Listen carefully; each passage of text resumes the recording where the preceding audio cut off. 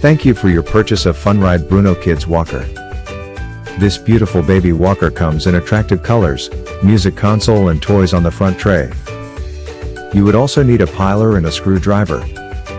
Parts are wheels, toy, rattles, parental push bar, and batteries. To start the assembling process, take the main body and fit the seat to the main body by using button locks. Now fit the teddy toy in the tray. In the next step, fit both the rattles in the tray by simply pushing it and lock it.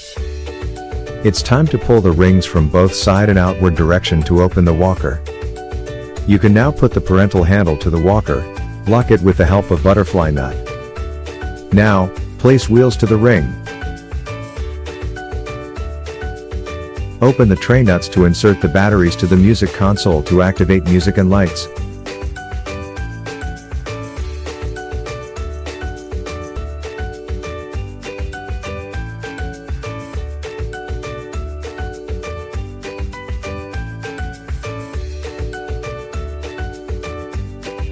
Your beautiful, Funride Bruno Baby Walker is now ready to use. Funride, a ride of happiness.